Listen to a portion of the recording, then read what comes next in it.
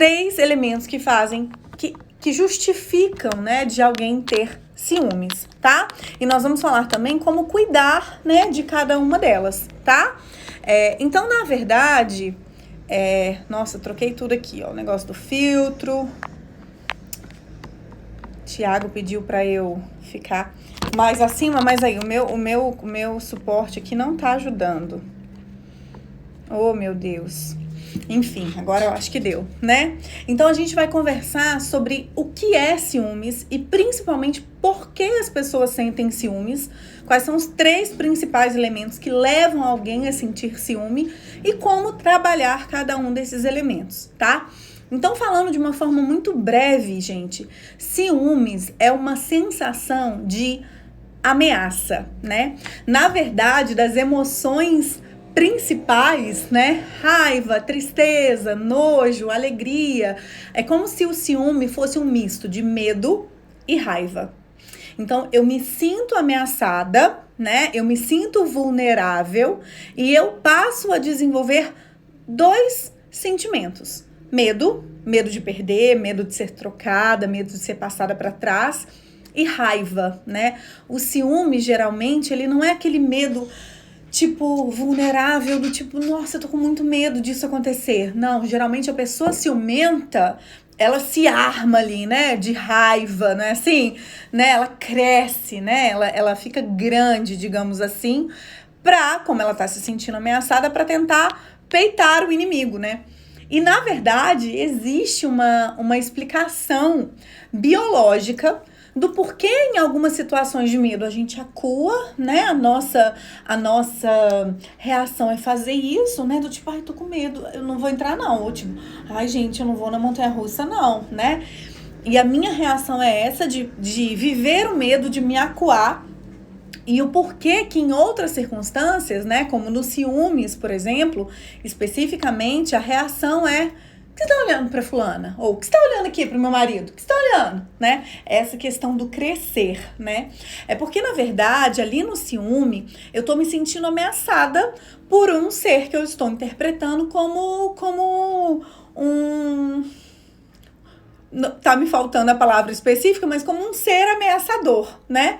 E aí vocês imaginem na natureza, né? Aquela pessoa, aquele animal que está se sentindo ameaçado por outro, ele abre a cauda, né? A crista dele levanta, não é assim? Os peixes, né, abrem ali as guelras, né?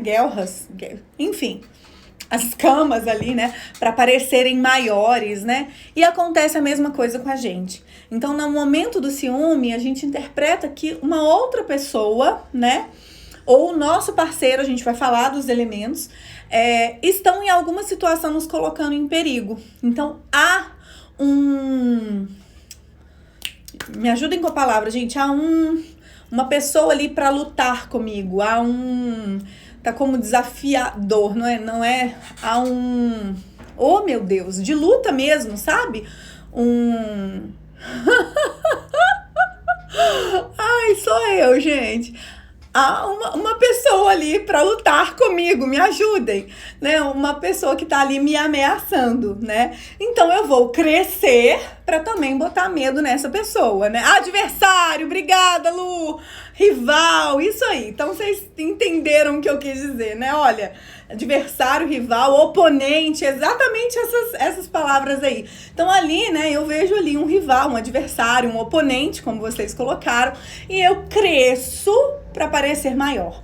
Por isso é que geralmente o ciúmes, ele é uma sensação de medo adicionada de raiva, tá? E não do medo com tristeza, do tipo, ai, não vou nisso não, ai, nossa, eu tô angustiada, Cris, de essa festa, por exemplo, se eu tenho uma ansiedade social, né, é aquele medo que eu fico encalacrado, né, e no ciúmes é aquele medo que eu cresço, que eu vou ligar, eu quero saber, me dá seu celular, né, e a coisa fica grande, né. Então essa é a primeira característica de uma reação de ciúmes. A segunda questão é que ciúmes está muito atrelado a como os nossos pais, a nossa live do como os nossos pais, vícios emocionais. Geralmente, gente, quem tem um ciúme doentio, como comumente as pessoas falam, né? Quem traz um ciúme patológico é uma pessoa que cresceu, viveu num ambiente de vulnerabilidade muito grande, né? Era uma sensação de abandono frequente, né? Ouvia os pais brigando muito por conta de ciúmes, né? A mãe pé da vida porque o pai fez alguma coisa que a mãe não gostou, ou o contrário, né? O pai que não deixava a mãe sair de casa porque não queria que ela fosse vista por outros homens, que sempre achava que ela estava dando mole para outros homens. Então, são pessoas que geralmente viveram, né, em ambientes de vulnerabilidade, tá? Então, geralmente, quem tem ciúme patológico precisa ser tratada a raiz do problema, que é ou uma vivência de vulnerabilidade, de ameaça de abandono, né? É muito comum, se você é uma pessoa que tem ciúme patológico, busca aí na sua história, busca aí nas suas lembranças, falas da sua mãe ou do seu pai, do tipo, eu vou embora, um dia vocês não vão me ver mais, um dia vocês vão me valorizar, vocês vão ficar sem mim, né? Eu não tô aguentando mais essa vida, um dia eu vou sumir, aí vocês vão aprender a me dar valor, né? Então, geralmente, essas falas de vulnerabilidade, de abandono, estão muito associadas a quadros presentes de ciúmes, tá? Esse é o primeiro ponto. Aliás, o segundo, né?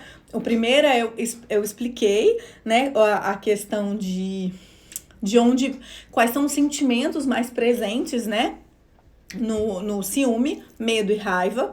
Agora eu tô falando do segundo elemento, que é a questão de ter uma origem familiar, uma sensação de abandono, ou pais, né, ou tutores. Pode ser, eu morava com os meus avós, podem ter sido os meus avós, por exemplo, né?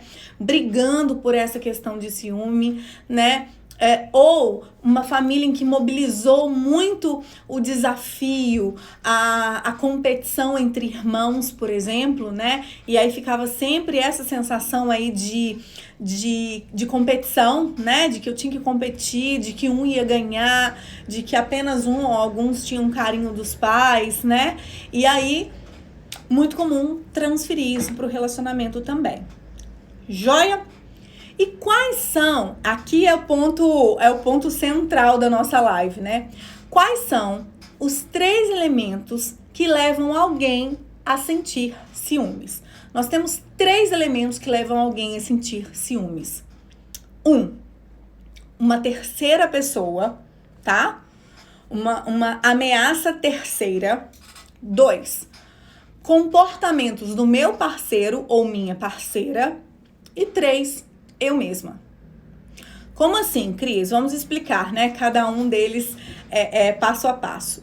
Então, quando há uma terceira pessoa, um terceiro elemento, vamos supor, uma mulher, uma menina muito bonita, entrou para trabalhar no setor do meu marido, né?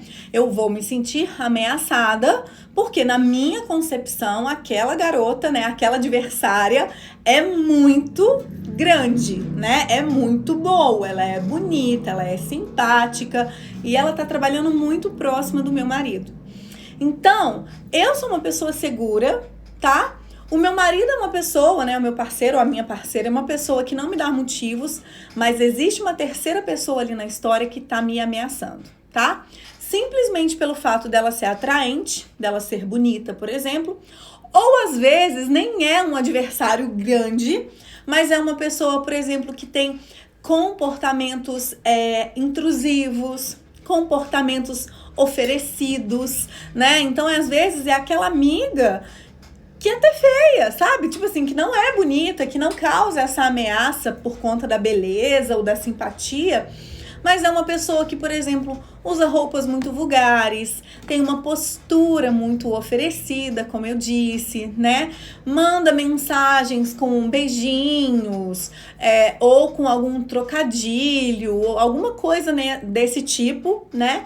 Então, quando esse elemento é uma terceira pessoa, o que eu posso fazer para lidar com ele? Não vou falar do que eu posso fazer depois, tá? Deixa eu explicar primeiro os 3 elementos. Então, esse é o primeiro elemento, uma terceira pessoa que me ameaça, tá? Ele passou numa residência e agora ele vai ser residente no mesmo programa que a ex-namorada dele. Isso me ameaça e eu passo a sentir ciúmes dele ir para a residência, dele sair com o pessoal da residência, porque existe uma ex-namorada, uma pessoa que ele já ficou, né? Uma menina que é muito vulgar, que é muito saidinha, que é muito pra frente, que usa roupas muito vulgares ou coisas desse tipo, tá? Então é quando o problema está numa terceira pessoa. Existe o elemento meu parceiro, minha parceira. Então, às vezes, o meu parceiro, né? Vou falar aqui como se fosse eu e vocês coloquem aí na realidade de vocês, tá? Às vezes o meu parceiro é uma pessoa muito simpática, ou o meu parceiro é uma figura pública, né? Lembro de uma paciente que o noivo dela tocava numa banda, em uma das bandas mais famosas da cidade, né? Então ele precisava responder as mensagens, ser simpático com as garotas, tirar foto com uma, tirar foto com outra, porque isso fazia parte da carreira dele, né? Mas ela se sentia extremamente ameaçada, porque aqui nesse caso tinham 2 elementos presentes, né? Tinham terceiras, né, pessoas que faziam essa coisa de, tira uma foto comigo, nossa, eu te vi hoje, tava lindo no show, nossa, quando você canta essa música, meu coração acelera, essas coisinhas assim. E ele, né, que não podia dar aquela cortada direta ali do tipo, olha, minha filha, não podia fazer isso, porque, né, faz parte da carreira, né, faz parte daquilo que ele escolheu para fazer, né. Daqui a pouco eu falo como lidar com cada um desses elementos, tá? Por enquanto eu tô explicando só quais são os elementos que existem. Se vocês estão na live, estão lembrando de alguém, né, de alguma amiga, de uma familiar, de um familiar que sofre por conta de ciúmes, porque quem tem ciúme, gente, sofre demais, é ruim demais sentir ciúme. Não é bom, a pessoa não tem benefício com ciúme, sabe? É ruim, a pessoa sofre. Não sendo uma questão abusiva, né, de posse ou um caráter ali meio antissocial, né, meio psicopata, a pessoa sofre com ciúmes, né, se ela é uma pessoa normal, entre aspas, né. Então, se você tá lembrando de alguém, manda aqui no aviãozinho pra pessoa participar com a gente. Joia? Então, outros elementos do meu parceiro ou parceira. Se ele faz piadinhas com outras mulheres, se eu vejo ele olhando para outras pessoas, se eu vejo ele assistindo pornografia ou vídeo de mulher nua no celular, né, recebendo e enviando esse tipo de foto ou de vídeo para outras pessoas, né? Então, isso me desestabiliza com relação à segurança do comportamento do meu parceiro ou da minha parceira. O Zé Elias está falando, fui casada há 6 anos com uma cantora na minha cidade, tinha muitos ciúmes no início do namoro. Pois é, né? Uma situação que gerava ciúmes por 2 elementos, né? Por terceiros que ficavam ali olhando, admirando, né? E por ela, por ser simpática, né? Por precisar atender a essas pessoas de uma forma muito solícita, de uma forma muito simpática, porque fazia parte do trabalho dela, né? Então, comportamento do meu parceiro. Mesmo se é natural, né? É uma pessoa muito simpática, é uma pessoa muito espontânea, a intenção não é, né, dar em cima, a intenção não é dar abertura, mas por ser muito simpático, muito solícito e tal, outras pessoas podem interpretar como uma abertura, né, ou um interesse da parte daquela pessoa, né, daquela pessoa que está sendo simpática no caso. Ou comportamentos mesmo, como eu disse, de olhar, pegar mensagens no celular, pegar troca de mensagens no Instagram, por exemplo, né? Pegar fotos que ele recebeu ou que ele enviou, pegar, né, se masturbando, por exemplo, olhando foto de uma outra pessoa. Todas essas características fazem com que a minha insegurança aumente muito com relação ao meu parceiro ou com relação à minha parceira, tá? Então, na verdade, esse segundo elemento, ele diz do outro que convive comigo, né? Do outro que tem um compromisso comigo. E o terceiro elemento sou eu. Às vezes, eu tenho uma crença central que a gente chama de desvalor. Eu me sinto incapaz, eu me sinto incompetente, eu me sinto feia, eu me sinto pouco inteligente, eu me sinto pouco interessante, né? E aí qualquer pessoa, tudo bem que o meu namorado, meu noivo, meu marido, né, faça para uma outra mulher, aquilo já vai disparar o meu coração. Porque eu me sinto tão pouco que qualquer nível, né, de possibilidade que exista já é muito ameaçador para mim, né? Qualquer, sei lá, se o meu noivo, meu namorado, né, parou o carro, falou, pode atravessar, eu já me sinto extremamente ofendida, me sinto desrespeitada, porque ele permitiu que uma moça atravessasse antes dele avançar com o carro, por exemplo, né? Em situações que por si só não tem problema algum, né? A terceira pessoa não está me ameaçando, não houve problema nenhum no comportamento do meu marido, por exemplo, de deixar a pessoa passar, né? E mesmo assim eu me sinto insegura, né? Mesmo assim eu me sinto ameaçada. Aqui, esse terceiro elemento tem muito a ver com o que a gente falou sobre vícios emocionais, né? Tem muito a ver com a história que eu trago na minha vida, né? Tem muito a ver com a minha identidade, com quem eu acho que eu sou, quais são os meus valores, quais são as minhas virtudes, quais são as minhas qualidades, né? Então essas são as principais características que fazem com que a minha sensação de segurança esteja rebaixada. E, consequentemente, me fazem ter ciúmes. Vocês estão entendendo?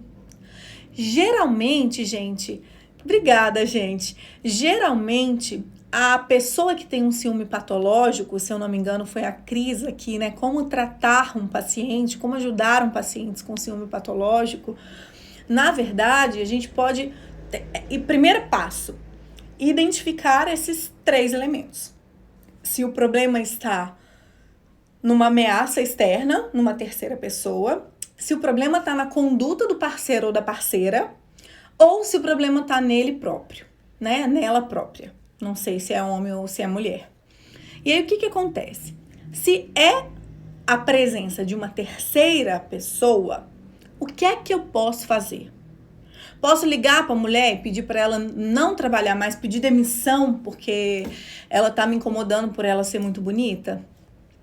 Claro que não, né? Foge completamente da minha alçada e eu vou estar me humilhando num ponto, assim, completamente desnecessário. Então, aqui, o que eu posso fazer é, por exemplo, ou se é uma pessoa que tem um comportamento muito invasivo, muito dado, sabe? Aquelas pessoas, assim, que debruçam no outro, né? Que vai pendurar, assim, no pescoço do seu marido, porque é muito amiga dele, né? Bater no peito, aquela coisa toda que te incomoda demais, né? O que incomoda muito a pessoa. O que dá pra fazer é conversar com o parceiro, né? Pra que ele seja o máximo respeitoso com você e o mais assertivo possível com essa terceira pessoa, né? Então, por exemplo, ô fulano, peraí, ó, tá muito pesado, dá licença aqui.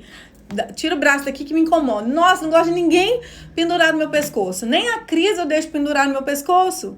Já tô falando do lugar da Cris na minha vida, que é mais importante que o seu, né? Ah, não, nem a Cris deixa pendurar no meu pescoço? Não, nem vem. Nó, me sufoca, não gosto disso não, né?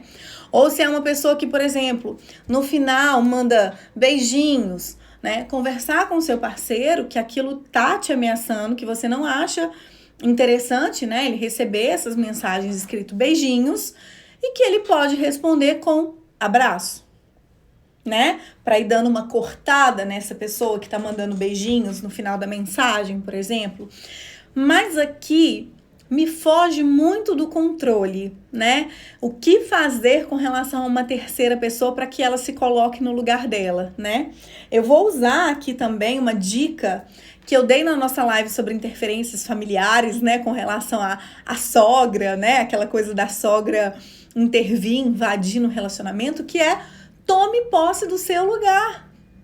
Se ele está com você, né? Se é com você que ele compartilha a vida, há alguma coisa em você que essa outra pessoa não tem, né? Ah, é uma ex-namorada que ele já gostou, que eles se apaixonaram, beleza, mas é um relacionamento que deu errado.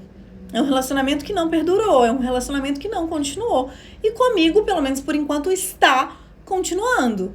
Então, existe algo no relacionamento comigo que tem sido, pelo menos, né, mais duradouro, mais interessante do que foi com essa outra pessoa. Então, toma posse do seu lugar. Aumenta essa sensação de autoestima, de autoeficácia, né? Se for se encontrar, por exemplo, vai bem bonita para você se empoderar, né? Não é para competir com a outra pessoa, não. Para você se empoderar, né? Tipo, opa, a Cris falou para eu tomar o meu lugar, né? Então, eu vou me sentindo bonita, me sentindo poderosa, né? Para me sentir o menos ameaçado possível com relação a outra pessoa. Cris, eu posso ter um comportamento mais assertivo, do tipo, Michele pendurou ali, Michele, ou tipo, não gosto quando você faz isso, né, com ele. Aqui, e essas confianças? Pode, vai depender também, é importante você fazer isso de uma forma não agressiva, né, de dar um chega pra lá, nessa terceira pessoa. Sim, mas é importante você fazer de uma forma muito elegante, né? De uma forma muito polida, porque é aquilo que eu falo. Se eu quero ficar no raso, eu sou ácida como vinagre. Mas se eu quero ser profunda, eu preciso ser doce, né? Então, por exemplo, algum comportamento, ao invés de falar, minha filha, sai daí que você tá pendurada no pescoço dele, né? Que seria ácido, e aí ela poderia até vir, que isso, tá louca? Você é louca? A gente é amigo muito antes de você, minha filha, se enxerga. E ali estaria um conflito instaurado, por exemplo, né?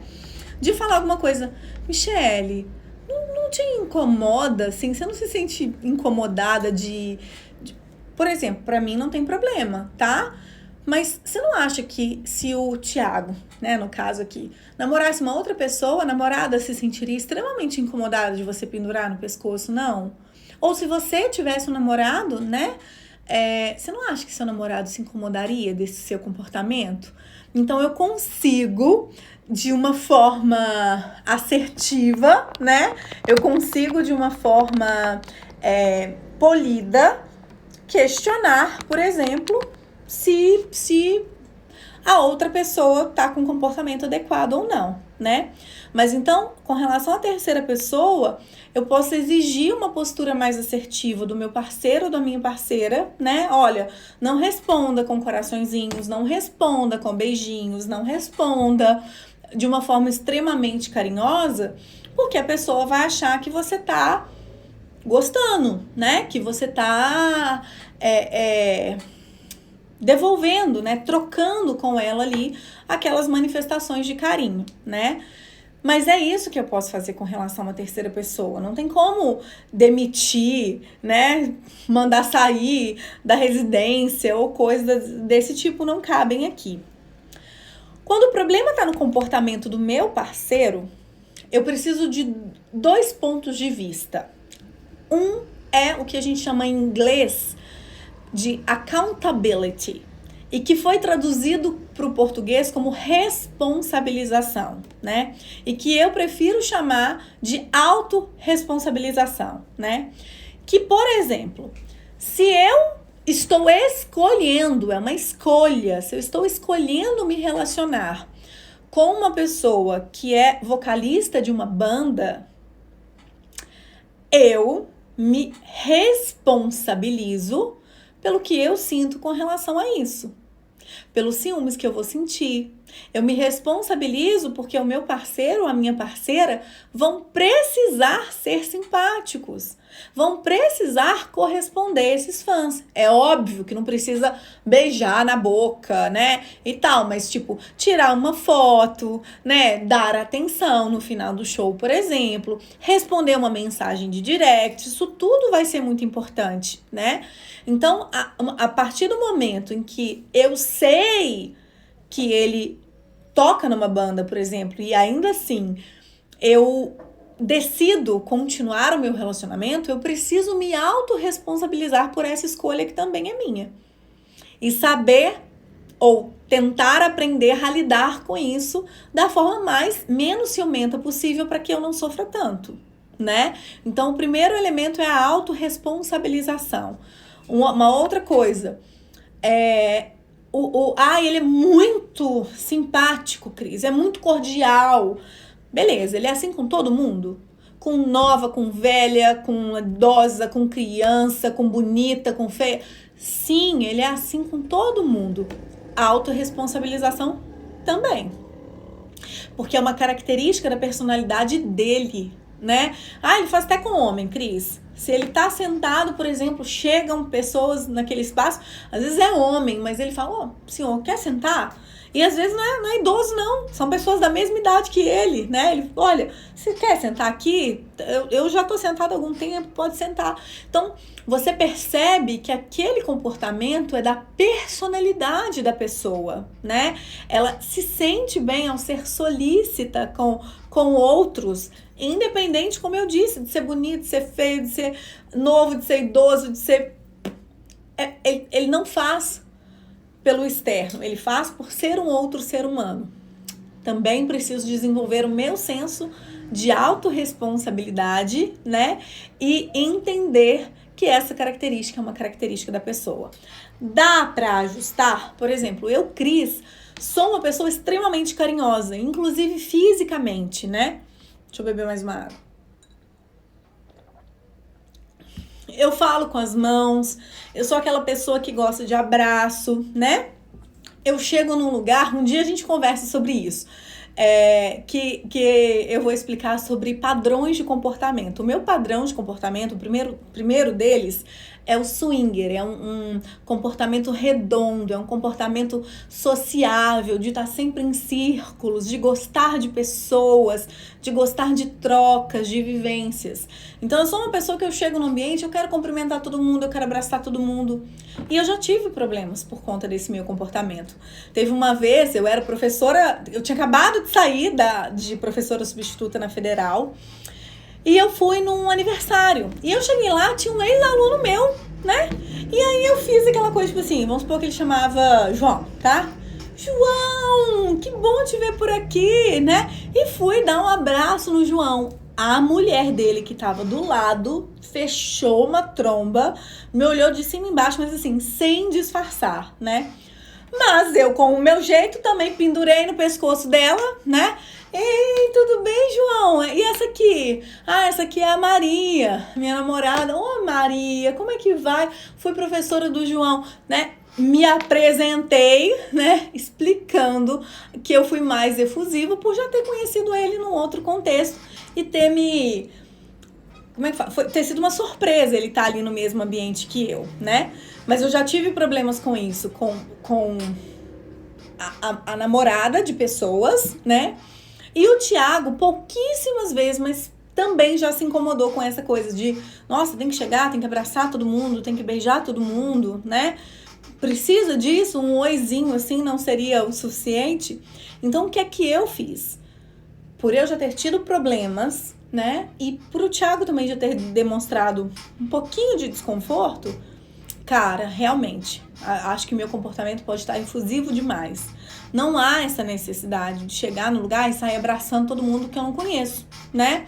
Então eu vou ser um pouco mais contida. E agora com pandemia, então nem se fala, né? Mas foi uma proposta e um propósito que eu fiz para mim mesma. Há a necessidade de abraçar todo mundo, né? Há essa necessidade de cumprimentar todas as pessoas com toque físico. Não há. Teve um outro problema que eu já tive. Na verdade, foi nos meus primeiros 6 meses de formada, porque eu lembro da cena, né? E eu trabalhei nos primeiros 6 meses em um local específico.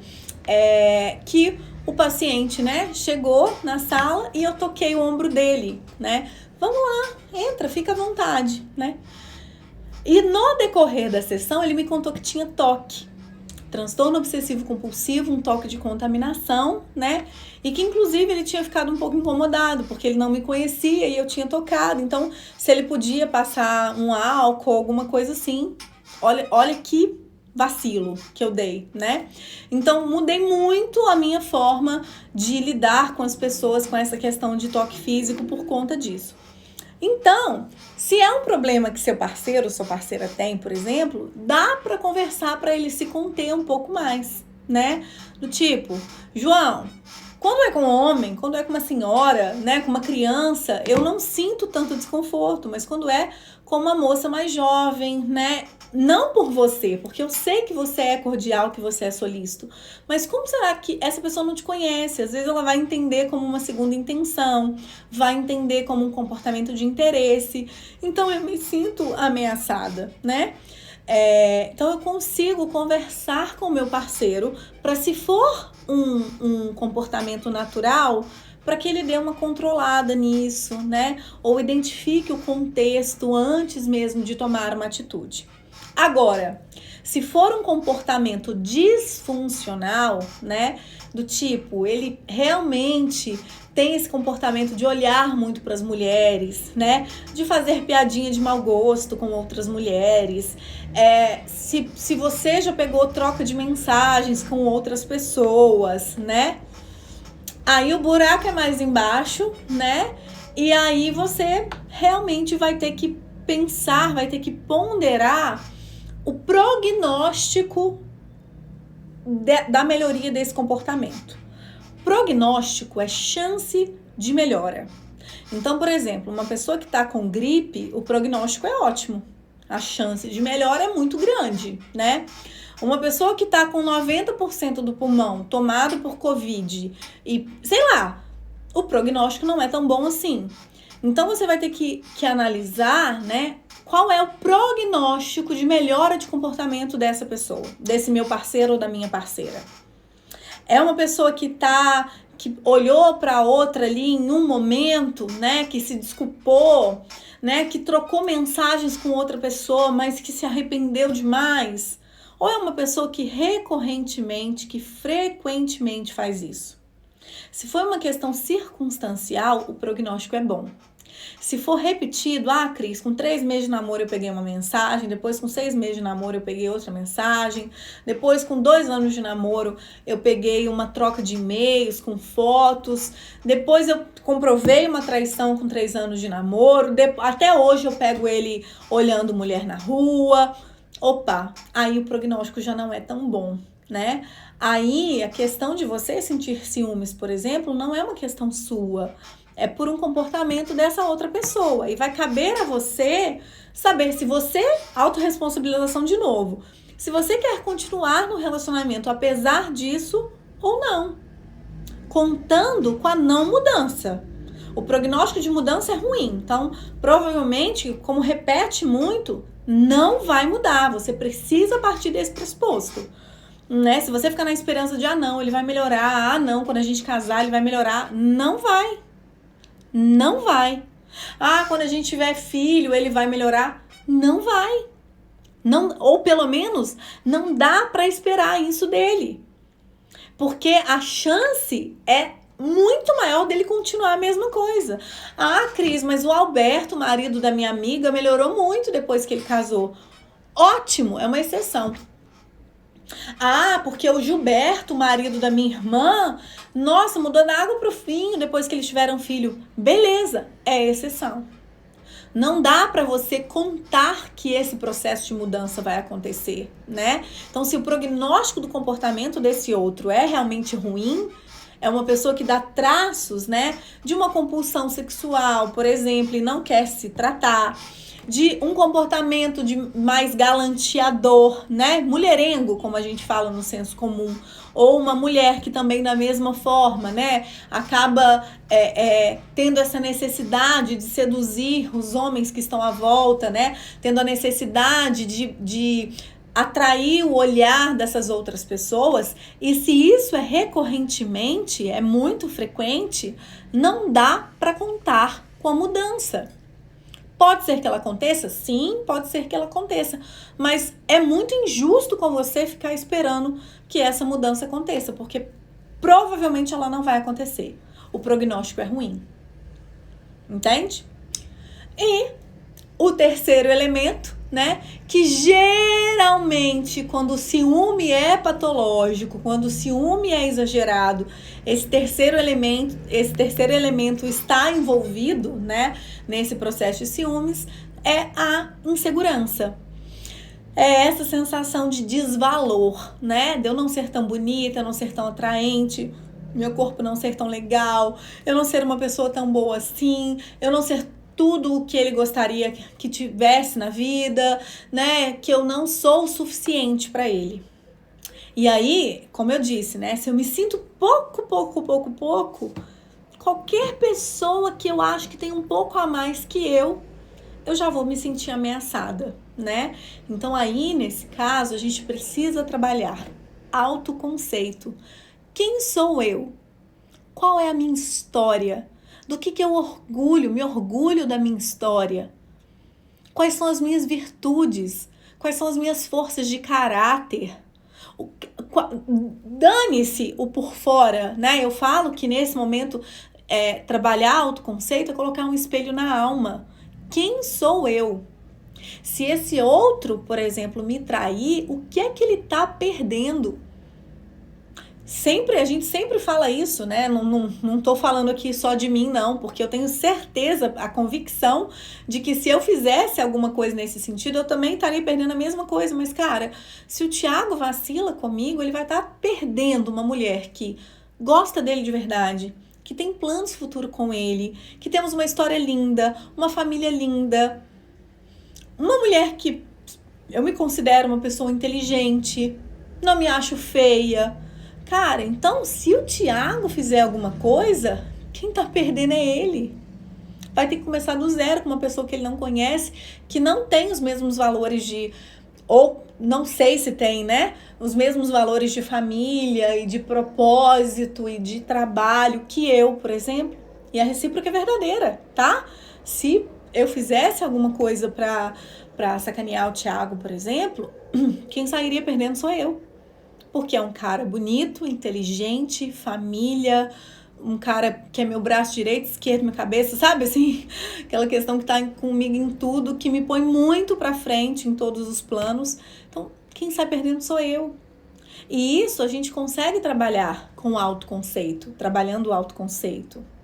Posso trabalhar autoestima, né? Que é também fazer o autocuidado, né? Cuidar da aparência e trabalhar também o autoamor, né? De gostar de mim, gostar de quem eu sou.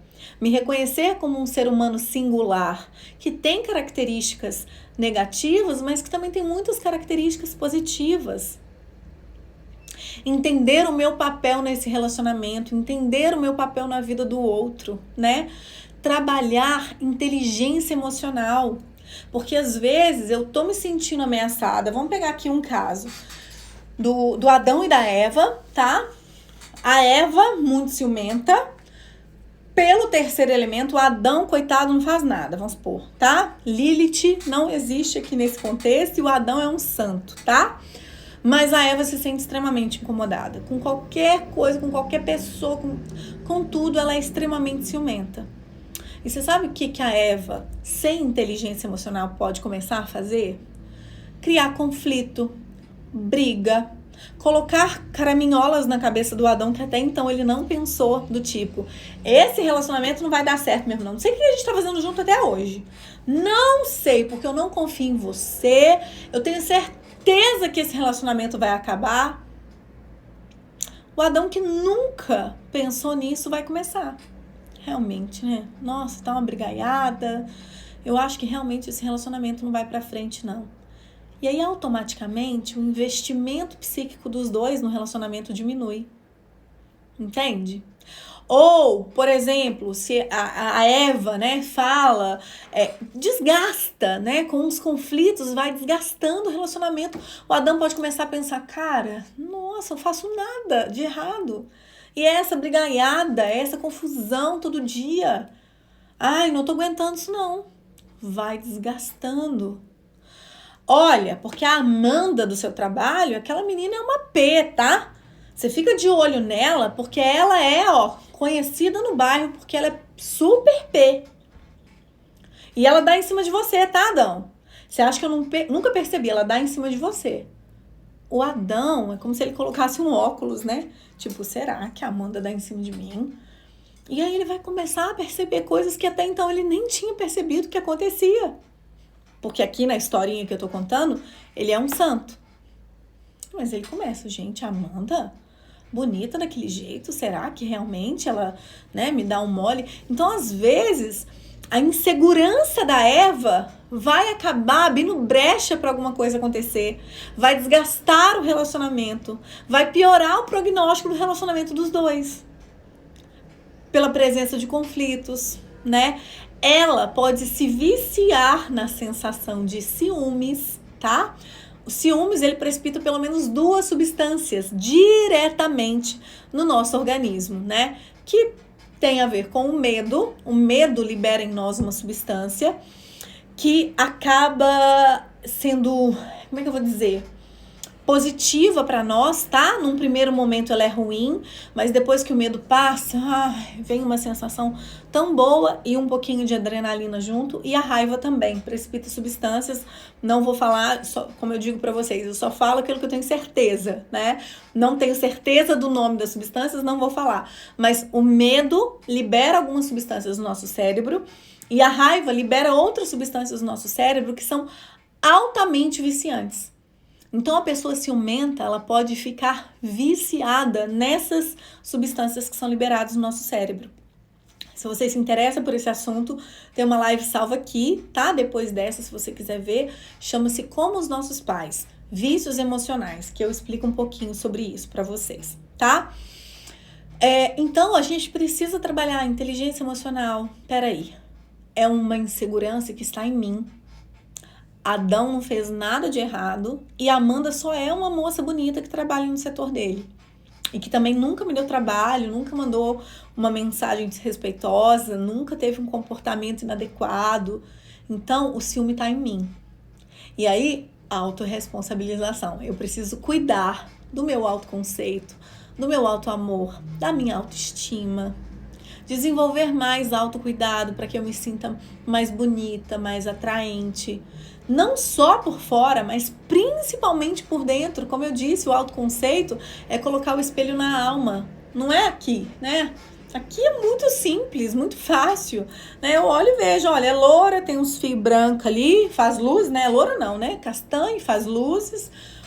Tem o olho castanho claro, né? Narizinho arrebitado e tal. Tá bom, o autoconceito aqui, externo, é muito fácil de fazer.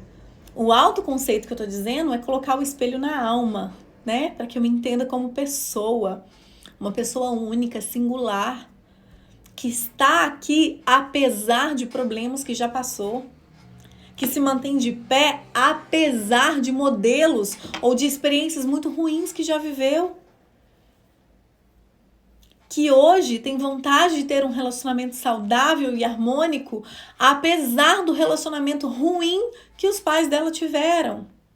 Então, trabalhar o autoconceito, trabalhar a autoimagem, trabalhar o autocuidado também, o externo também é importante, né? E nos empodera bastante. Isso aí é fundamental para a gente trabalhar o terceiro elemento, o eu mesma. Joia, lindezas, ficou alguma dúvida aqui? Vocês já assistiram a aula 3 da nossa semana da reconexão do casal? Olha, tem um monte de gente aqui agradecendo no privado. Faço terapia, tenho crença de desvalor. O ciúme pode ser uma insegurança em si próprio? Eu acho que eu respondi, né? Sim, é o nosso terceiro elemento, né? E o que fazer quando a relação está super abalada devido às interferências e manipulação dos sogros? te sugiro assistir uma live que eu fiz chamada Interferências Familiares, tá? Então dá uma olhadinha lá, porque esse ciúme também tem a ver com insegurança também, com ameaça, né? No caso, às vezes a gente sente ciúme do pai, da mãe, da irmã, né? Do irmão, do nosso parceiro, da nossa parceira. E isso tem a ver com a minha insegurança, com comportamentos deles, que às vezes são muito invasivos, são muito possessivos, são muito interferentes realmente, né? Passividade do meu esposo, permissividade do meu esposo, e a gente conversa tudo isso na nossa live sobre interferências familiares. Lindezas, amanhã de manhã, para quem está inscrito na nossa Semana da Reconexão do Casal, vai sair uma aula extra, tá? Então, amanhã tem uma aula extra, 9 horas da manhã também a gente vai liberar essas aulas. E aí, às 8 da noite, eu venho aqui pra gente fazer uma outra conversa também. Combinado? Ó, super beijo pra vocês. Quem tá, então, cadastrado na Semana da Reconexão, amanhã, domingão de manhã, tem uma aula para você assistir e à noite a gente tem um encontro novamente às 8 da noite, tá bom? Quem quiser se cadastrar, vou deixar escritinho aqui, www.cazuli.com/Semana da Reconexão. Reconexão. Ih, peraí que eu escrevi tudo errado. Semana da Reconexão. Ainda dá tempo, gente?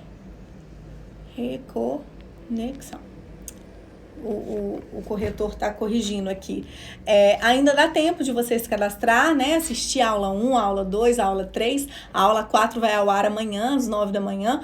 Mas ainda dá tempo. As aulas estão rapidinhas, não tão grandes, não. Joia? Um beijo para vocês, um ótimo sábado.